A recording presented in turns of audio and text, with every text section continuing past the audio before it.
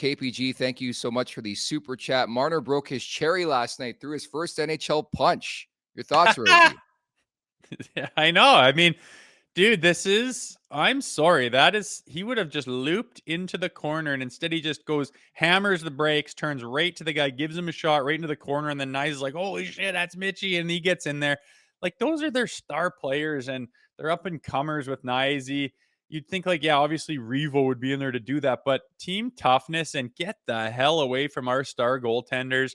You don't come near us. The swagger, the cockiness, the confidence, the toughness, when it goes through your whole team and even your stars are doing it, it just makes everyone sit a little bit taller and be a little bit, have some more swag out there and just get the hell out of our barn after we smack you around. I love it. I absolutely love it.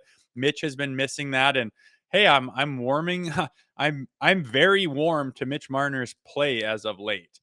I'm very warm to it. I'm sorry. I did Cam and Strick, and they released a clip of me doing about half of a rant where I'm talking about Mitch Marner, why he's been short, and they missed the part where I'm like, but his play as of late is XYZ, and it looks like I'm bashing Marner at the worst possible time. But we know about his woes. We know where I think he's fallen short. I know where I think that he's not earned the right to have the kind of money he's going to command.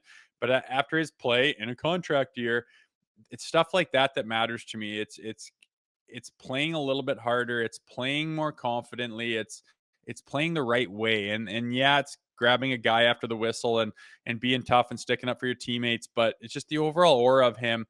You need to be able to play a style of hockey that's going to get it done in the playoffs. And he's starting to show that. And yeah, he's a phenomenal hockey player. And, if he keeps doing that all year, it's just tough that we can't watch one more playoff run to decide on Mitch Marner. I mean, that's just where we're at, and that's why it's an interesting conversation. Let me phrase it this way. How many cocktails in, when you start to feel that bit of buzz when you have a couple drinks, like how many cocktails in is your feeling on Mitch Marner right now? Well, I mean, a 3-beer buzz is pretty damn good, right? It is. I just don't want to be hurt again. I mean, he's had, just about 100-point seasons. He's been all-stars and all this stuff. And then, yeah, it's just like you sign him, I don't know, with maybe the core four wasn't the problem. It's the surrounding. Oh, stop it. I'm not having this guy. You're kidding me, right? The surrounding cast, the coaching staff, the whole mentality and identity of the team was garbage, and the way they played their whole season and then into the playoffs just doesn't work. And now is it fixed? Is it better? Is this, like, you look at those first two periods, they would have opened it up to playing goddamn street hockey so fast. They would have had turnovers galore along with scoring chances galore on both ends. They would have let their goalie out to dry and gotten lit up in one way or the other, or lit the other team up. And it was just too high risk of hockey, and they're not playing it that way anymore. Maybe that'll translate to the playoffs. I don't know. But at the end of the day, this contract we're talking about is going to be like an 8-year big time money thing. And you better be goddamn sure if you're going to commit. And I know he's off to a hot start right now, but you can't forget about the last 8 years where it just wasn't good enough. It's an anomaly, man. I'm glad I don't have to make the decision. Were you abducted by aliens in the last 36 hours? No, I'm just not as mad at Mitch Marner as I was after Game 4 of the playoffs last year. Just remember, just I have that in the back of my mind. This is the most predictable contract year. Dude, go back to the tape in July, August, June. Pick the month where we had this conversation about Mitch Marner. It's so predictable. The regular season has never been the issue. I know people in the chat bringing up he's got 21, 22 points in the last 9 games. He was incredible against Nashville. I get that. And I'm on the record saying if Mitch Marner shows up in the playoffs, is incredible, pay the guy within reason, but pay the guy.